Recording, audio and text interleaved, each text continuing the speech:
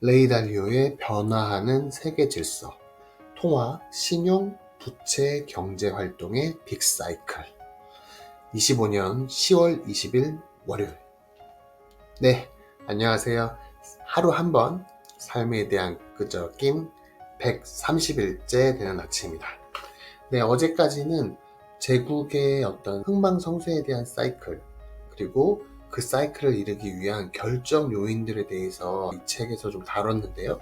그 사이클을 이루기 위한 가장 중요한 것이 화폐와 신용에 의해서 어떤 경제 활동의 사이클을 이루게 되는데, 이게 가장 큰 영향을 미친다라고 설명이 되어 있어요. 오늘도 역시 제가 메모한 거를 읽어드리고 뒤에는 제 생각도 한번 덧붙여 보도록 하겠습니다.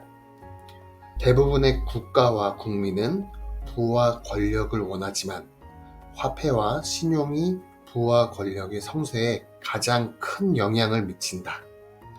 때문에 이 작용을 이해하지 못한다면 체제의 작동 방식을 알 수 없고 결국 당신에게 어떤 일이 닥칠지 알 수 없게 된다. 중앙은행이 많은 화폐를 발행해서 신용을 창출하면 구매력이 증가하므로 개인, 기업, 비영리단체, 정부 모두 이 정책을 환영한다. 늘어난 통화와 신용 덕택에 상품과 서비스, 투자 자산의 가격이 상승한다. 이는 동시에 갚아야 할 채무를 만들어내어 개인, 기업, 비영리단체, 정부는 고통스럽지만 지출을 줄여야 한다. 신용을 창출하는 측면에서는 재화, 서비스, 투자 자산에 대한 수요가 늘어나고 생산도 활발해진다. 그에 반해 부채를 상환해야 하는 국면에서는 수요도 줄고 생산도 둔해진다. 하지만 부채를 갚지 않아도 된다면 어떻게 될까? 우리 세대가 공동으로 직면한 가장 큰 문제는 개인, 기업, 비영리단체, 정부가 지출에 비해 수입이 적고 보유 자산의 가치보다 부채가 훨씬 많다는 점이다. 부채를 일으켜 자금을 집행하므로 그렇게 보이지 않을 뿐이다. 대부분의 통화와 신용체계의 목적은 효율적인 자원 배분으로 생산성을 향상시켜 채권자와 채무자 모두를 이롭게 하는 것이지만 문제는 주기적으로 무너진다는 것이다. 세상에는 실물 경제와 금융 경제가 있는데 둘은 관련성이 있지만 같지는 않다. 각자 자신만의 고유한 수요와 공급 요인이 있다. 실물 경제에서는 생산된 재화와 서비스의 양과 이를 원하는 소비자의 수가 수요와 공급을 결정한다. 중앙은행은 통화량과 신용의 공급을 고정함으로써 금융자산의 재화 서비스에 대한 수요 공급을 조정할 수 있다. 이러한 중앙은행의 조치는 통화와 신용의 가격과 양, 그리고 재화, 서비스, 금융자산의 가격과 양을 주기적으로 오르내리게 만든다. 이런 변화는 보통 단기 부채 사이클과 장기 부채 사이클의 형태로 나타난다. 단기 부채 사이클의 하락 국면은 다소 차이는 있지만 보통 8년에 걸쳐 나타나고 장기 부채 사이클은 일반적으로 50년에서 75년에 걸쳐 진행된다. 현재 후기 단계에 와 있는 장기 부채 사이클은 달러와 미국 주도로 1945년에 시작된 것이다.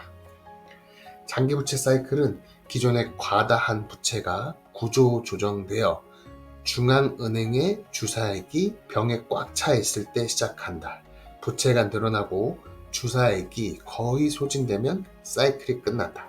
즉, 중앙은행이 실물 경제의 성장을 견인할 통화와 신용을 창출할 능력을 상실할 때 끝난다는 말이다. 장기 부채 사이클은 6단계로 구분되어 진행되며 마지막 단계에서는 채무 조정과 통화 체계의 조정이 이루어진다. 네, 이렇게 오늘 3장 통화, 신용, 부채, 경제 활동의 빅사이클에 대한 내용을 쭉 읽어드렸는데요. 요거 내용이 좀 어려운 것 같지만 어렵진 않아요. 약간 무섭게 생각하면 정말 무서운 얘기일 수도 있지만 이거는 계속 반복되어 온 당연한 어떤 역사의 하나의 현상이기 때문에 이거를 좀 이해할 필요가 있을 것 같고 정말로 중요한 것 같습니다. 보통 우리는 이 8년 만에 한 번씩 진행된다는 단기부채 사이클에 익숙해져 있잖아요. 그래서 어떤 금융장세, 통화를 풀고 경기를 활성화시키려고 노력하다 보면 이제 실적 장세로 넘어가게 되고 어떤 실물이 좋아지고 경기가 가열되다 보면 수요 공급에 의해 다시 통화량을 조절하게 만들게 되고 그래서 금리를 올리게 되고 약간 금융을 축소하게 되면 다시 실물에 영향을 미쳐서 실물이 축소되는 이렇게 어떤 앙드레 코스톨라니의 달걀 모형처럼 어떤 장세가 사계절로 쭉 이렇게 돌아가게 되는데 이렇게 돌아가는 사이클은 단기 부채 사이클이라는 거죠.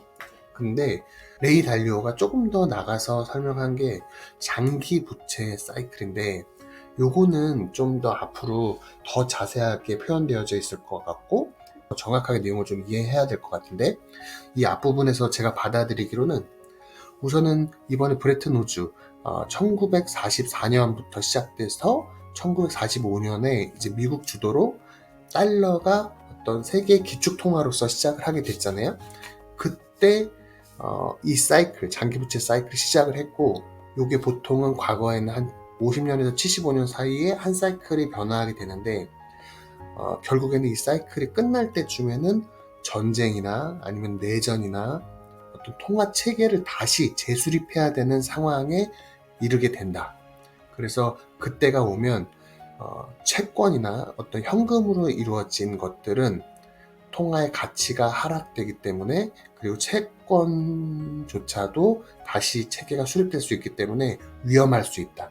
그래서 우리는 경화로 다시 돌아가게 되니까 그런 경화에 좀 더 관심을 가져야 되고 그리고 국가별로 분산할 필요도 있고 이런 것들을 아마 앞으로 강조하게 되지 않을까 싶은데 제가 이 오늘 내용에서 읽은 거는 계속 반복되는 내용이지만 지금 우리는 어느 단계에 와 있지? 미국이 성장이 엄청 강하게 나오는 상태에서 우리나라는 그 성장을 따라가지 못하는 그러다 보니까 우리가 금리도 더 낮은 상황이 돼 있는 이런 상황에서 환율도 영향을 미치는 여러 가지 경제 요소가 예전과는 조금 다르게 미국으로 성장이 더 가게 되는 시기인 것 같습니다.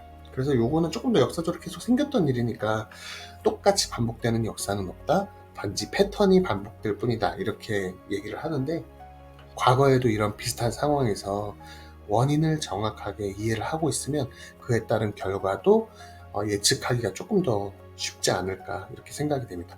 단지 다양한 결과가 나올 수 있지만 큰 줄기를 이해하고 있으면 어쨌든 위기는 피해갈 수 있으니까 경제를 공부하는 경제를 관심 있어 하는 사람들은 이러한 전체적인 사이클을 정확하게 알고 있어야 되는 것 같아요. 그래서 이러한 시기에는 과거에 어떠한 일들이 일어났는지 앞으로 조금 더 자세하게 설명을 해줄 것 같고 큰 위기에 닥칠 수 있기 때문에 우리가 사전에 미리 대비하고 준비해야 된다라는 게 제가 오늘 읽은 내용인 것 같습니다.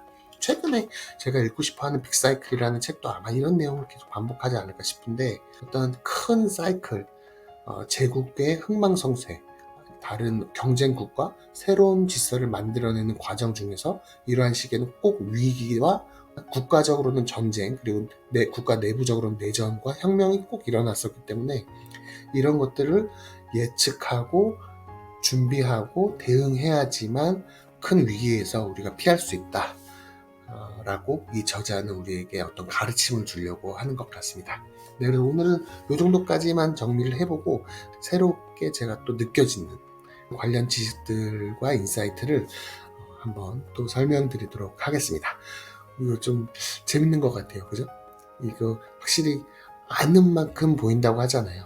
이게 이런 흐름을 알고 현재의 어떤 인플레이션이나 왜 이런 일이 발생했는지를 알면 보이니까 그러면 돌아가는 세상이 훨씬 더 재밌게 느껴질 수 있는 것 같습니다. 우리나라의 경제 상황과 그리고 미국의 경제 상황을 한번 바라보면서 우리는 어떤 위치에 있는지 이걸 한번 스스로 한번 생각해 보면서 오늘 하루도 시작해 볼까 합니다. 네. 가치 있는 하루, 행복한 하루 되시길 바라겠습니다. 감사합니다.